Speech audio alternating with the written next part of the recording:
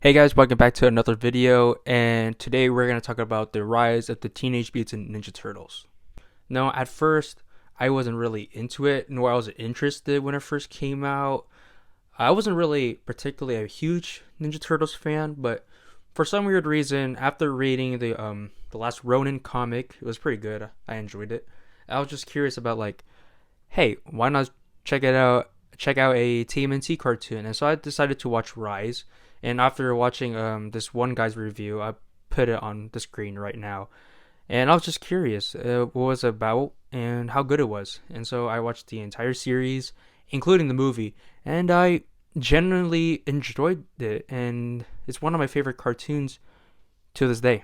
So the story follows as the four turtles becoming ninjas and being raised by not Shredder, Splinter, and they go out through New York City at the night and they fight different mutants.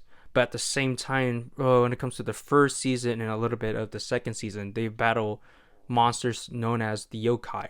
And the main villain is not Shredder this time, as the main focus is about Baron Draxum, who is a mad scientist yokai. And it's a bit different from the main villain, but I genuinely enjoy this storyline. Throughout the first season, the Turtles attempt and try to stop Baron Draxum and his Ooskitos turning people into mutants, and that's the majority of the storyline. We also have the side plot of the two Foot Clan goons try to resurrect the Shredder by finding different armor pieces of his soul and everything like that. I don't know how to explain it, but if you've seen it, you'll know. And I really like the dynamic between Barry Draxum, and he's also voiced by John Cena, which I recently found out. I didn't know at the time until I did research and read the script. But anyways, Baron Draxum is a pretty good villain. He's very entertaining. He's pretty funny, and at the same time, he's a serious threat. And I also love the idea of not only exploring New York, but we're also visiting the yokai's world. And I really love the different designs and the whole setting of the yokai reside in. Also in the first season, we also learned through Master Splinter's secret that he was once a martial artist, expert slash movie star as Liu Jitsu, and because he was fighting down in the underground place where the yokai reserved in, um, basically the turtles were created by Baron Draxum and caused Splinter to become essentially a rat. And throughout the first season, the Foot Clan managed to collect the dark armor, and Draxum resurrects the Shredder. However, Draxum is almost mortally wounded as it takes his life force, and so by the end of it, they try to contain Shredder. And by the second season, the Turtles continue to buy new and old foes, and by the end of the second season, is probably one of the best arcs ever, is the resurrection of the Shredder and how he's a menace and scary he is to the Turtles. And now, let's just talk about the characters. Now, the characters, for the most part, are very consistent through the different iterations of the characters, but some are a bit different and have different origins. And honestly, I don't mind the changes to it. Like, for example, Raphael. Raphael is not that angry, aggressive type of turtle like the past iterations, but now he's the more brotherly hero leadership type of character, and he's very emotional. And I really like that character personality of him, because as you know, he's the most emotional person in the team. But however, he isn't super aggressive or too angry, but he still, tried to be the older brother and try to listen and try to be the best example he could be. And I really enjoyed that part of Raphael in this series. Somebody get this wild turtley head. Will you guys knock it off? We're running out of time. Everyone's dependent on me. Why can't I do this? I'm failing you. And in the show, I really like they explore Raph's character, as he has to carry the burden of taking care of his brother and being the leader. Simple, just in a nutshell, he taken over Leonardo's role, but Raph doesn't take it as seriously and as not as stoic as Leo is in most common depictions of Leo. But I really like how Raph is very vulnerable with his feelings and how he explain his thoughts to his own brothers, saying, "Hey, we gotta keep up with our training. We gotta keep up what we're doing and not slack off all the time." Though there are times that he slacks off, but it just shows that he's like a teenager like the rest of his brothers. And I also like he's just a large snapping turtle, and I really love that design about him. Also, that's what I want to say about the turtles too, is like they all have different turtle designs based on different types of turtles. And speaking of different turtles, Leo is one of the more drastic changes in this show, as he's a bit more egotistical and pretty arrogant at times, and he's very overconfident and cocky and tends to be in his own little world. And because he's so egotistical and like cocky, he often gets himself into like trouble and basically becomes like the troublemaker. But at the end of the episode, he usually solves his issues or have his brothers help him solve those problems. And despite him being overly confident and a bit arrogant, he's still really a funny character. I like the balance of him being so cocky and so a bit annoying, but like they never take it too far to point that like he's not annoying to me, at least. And there are moments where he focus on the mission and try to motivate his brothers, and that really shows signs of leadership right there in Leo. And I really love those moments when he is spotting his other brothers, especially with Raph, and towards like the end of the first and second season. And I must say, they did a really good job with Leo's character in the movie. So spoilers ahead if you haven't seen it, but essentially the movie primarily focused on Leo trying to make him feel more mature and make him a bit more serious a character, and learning to be more humble, as the Krang is a bit more a serious threat, and Leo needs to let go of his ego and try to have his brothers help him, not rather to just rush it and take things head on. And I really love that arc Leo goes through in that movie, and it's really well deserved.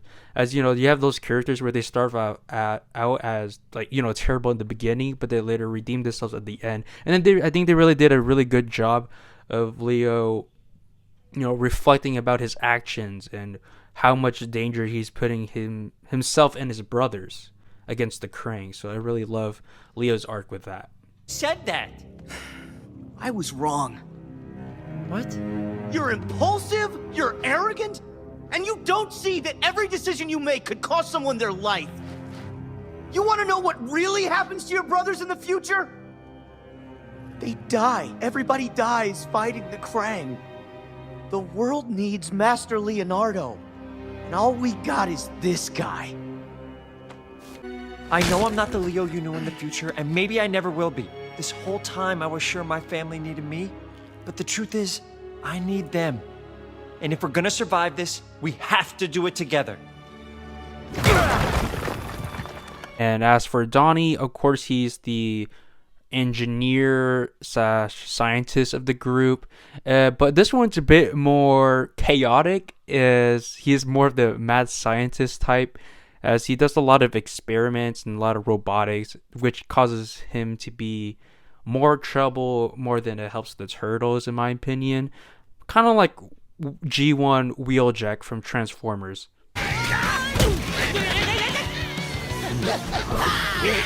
Impact imminent. Oh, what the? This totally messed up my steam. Me. When pigs fly! Let's play! Donnie, of course, is a bit of a control freak, and he oftentimes act very arrogant, almost as much as Leo, as he's considered himself the smart one, and he creates a lot of their tech. And there's a lot of, not a lot, but a few episodes just highlighting Donnie to be a bit more humble and not to rely on his tech all the time, as that's one of his main stories he has to go through as a technician. It's also like in the first episode when they're introduced to the mystical weapons, Donnie doesn't take that mystical weapon and instead just keeps his mechanical bow staff. And to be fair, his adventures are really cool and very creative. And I think it really highlights his character, how he takes pride of his inventions, and just really highlights how great of an inventor he is. Mikey, of course, is the youngest of the group, and he has a very playful personality and has a lot of passion for like the arts, like painting, cooking, and music. And Mikey's also very family oriented, as he often tries to cheer up his brothers and talk about their feelings, and basically becomes the family therapist. And by the second season, it really highlights how much he cares about his family. By the second season, as he takes in Baron Draxum after he's been defeated, and it basically redeems him and becomes part of the main cast, which is very rare in these types of cartoons where they have the main villain of a first season and then redeeming him like later on. And I really like that, and I love how Mikey is very passionate about family and bringing Draxum into rehabilitate Draxum into like society, and I really enjoy his character like that. And the character I felt weirdly at first, especially with the most changes and drastic change, besides Raphael and Leonardo, is Master Splinter. As Master Splinter was more of a background character for majority of season 1, but when it gets towards with the main plot and everything, he gets a bit more engaged with his sons and everything with the plot when it comes to the resurrection of the Shredder. And at first that threw me off like a lot, as he was like super lazy and the most drastically different like Splinter out of all the different iterations of Splinter, as he is the most like stern and stoic master, but he's a bit more goofy and a bit more silly. But at the same time, like towards like the end and like beginning of the second season, he gets a bit more serious and takes more priority on what the mission is and to save the world and everything like that. And I'm not saying like this Splinter is a bad version of Splinter, and I actually enjoy his character a lot. It's just that in what I expected him to be.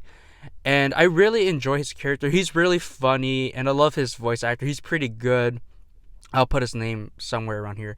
And I like that new origin story for Splinter, as he's a descendant of the Hamato clan. And despite, him being taught at a young age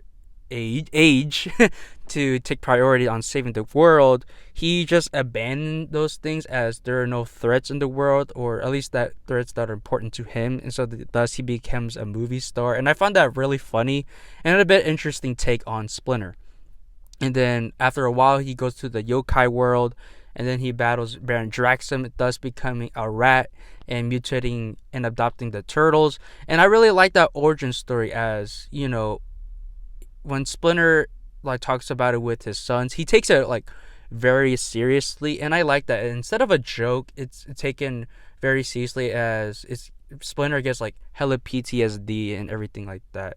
I also like how much he loves his sons and everything like that. So, and then when he like later in season 2, when he finds out how involved they are with the Baron Draxum, the Foot Clan, he gets a bit worried and he gets a bit more fearful of like what they're doing. And I really love that character development, as we don't really see it in season 1, but season 2 we like see that like throughout the whole season 2 and the movie. And I love that character development for Splinter, and it's just really wholesome as a father figure himself. April is surprisingly a really good supporting character and later becomes like part of the main cast. I love how energetic she is and how passionate and willing to like for things like that. And their voice actor really gives her a lot of life and a lot of depth in her character. And I love that she's like best friends with the turtles and everything like that. And instead of being like on the sidelines and a minor character, she engages a lot with the plot, and she has good interaction with the turtles and other villains and everything like that. And I love how She has a lot of attitude. She's a bit sassy, and I really enjoyed April's character. She's a bit more interesting. She's a bit more entertaining. I don't have too much to say about April, but she's a really good supporting character. And from the last previous TMNT show, I may make a review on that. The other April was a bit annoying, but this one I love. This is like probably my favorite interpretation of April O'Neil, and I love her. And so yeah, that's all I have to say about April.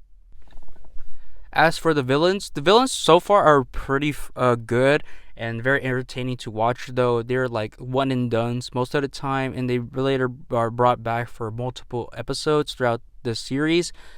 Such like Hypno, Alberto, Meat Sweats, and some of the other ones. I forgot their names, but they're really good. And as comes to like the main villains, what Baron Draxum and the Foot Clan Goonies. The Foot Clan Goonies are pretty silly. Like throughout the first season, they aren't taken as a serious threat, and I don't want to say it's like a problem with them, but like they're a bit underwhelming. That's I have to say about those Foot Clan guys. They're a bit underwhelming. I forgot their names. Yeah, but Baron Jackson was a bit more interesting character, as he believes that yokai are should not be living, beneath the earth or whatever, and humans are like destroy the earth or what, one of those plot lines. And it's a bit more layered, and he has that superiority complex about him, and I really find that really interesting. And also with the other yokai characters as well, like Big Mama, I find her like very intimidating, and new interpretation of the original characters like Baxter Stock Kid, and I like that little plot twist about him. But I thought he'd be more involved like in the series, but I guess it's not. But yeah, we had other side villains as well. A lot of villains throughout the show, and I think they're all good. They're all entertaining to watch, and yeah.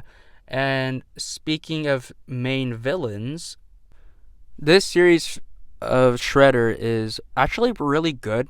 Though the only thing I would complain about him, I'll get this out of the way, is his like time in the show, as he's barely seen in the first couple episodes, season 2. But what we got in at the end of season 2 is really good, as he's very intimidating. He's like ruthless, and he just goes after the turtles like it's nothing. And he really reminds me of Death from Puss in Boots, though I would say Death is still a bit more of an interesting character than the Shredder like in this show.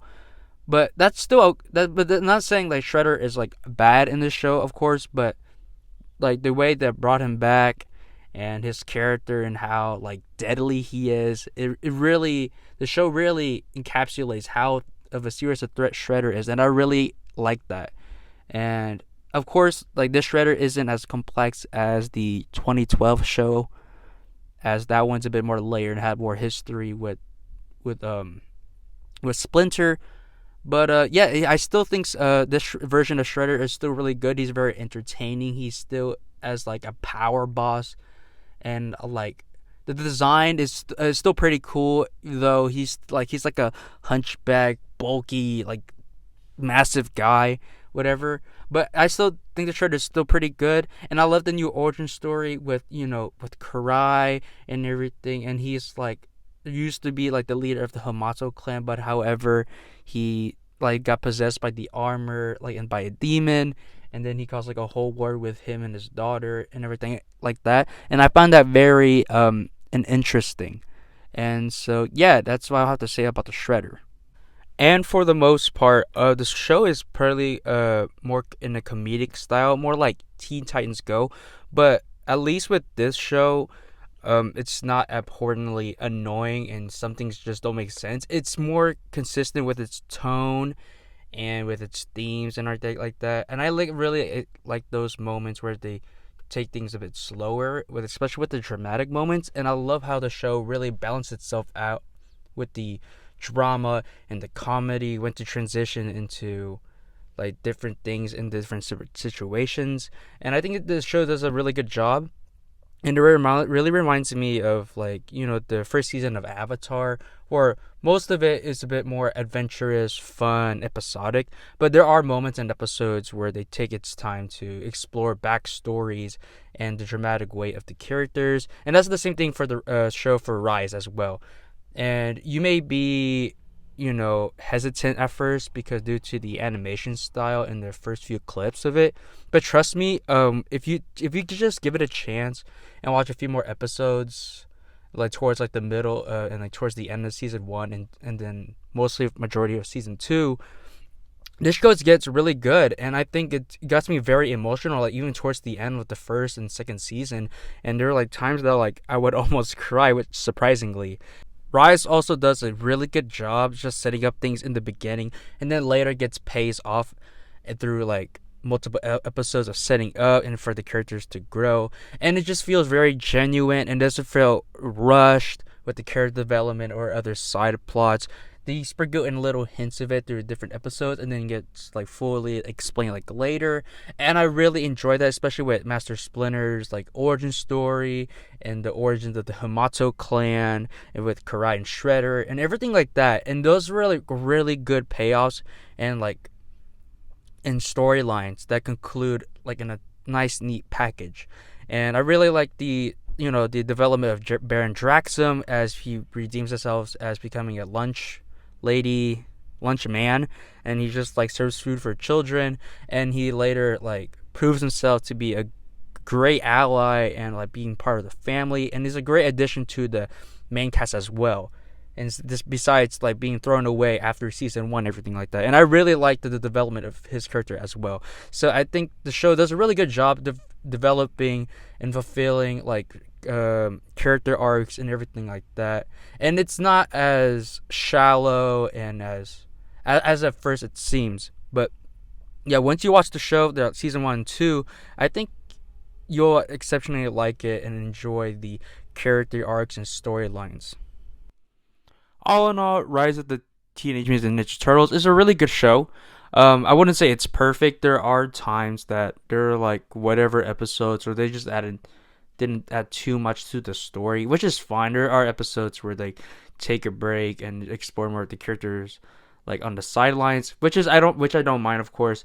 But yeah, I think because of the show, it really got me into a new franchise that I never really considered like deep diving as much as I would right now.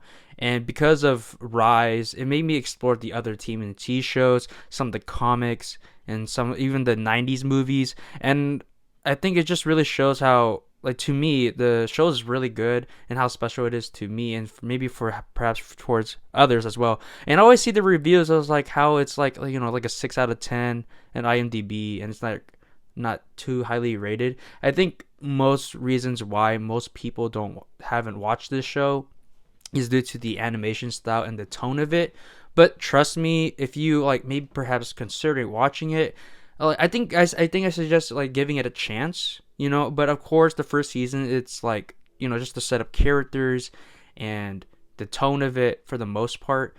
But majority of the show, it's pretty layered and it's as competent as the other shows, and in some ways does a lot better from the other previous TMNT shows in its own way and its own style. And that's what I like the most about this show. It's like it borrow elements from other TMNT stuff, but it still managed to be its own thing. And I like how expressive it is and how creative, and the different like settings and characters and relationships, storylines this show goes through. And I think it's very unique, and it's basically the Transformers animated equivalent of the franchise, as it's very different. It's way more stylized, a bit more, it's like different, like Transformers anime is like way different from the other iterations of the of the Transformers series.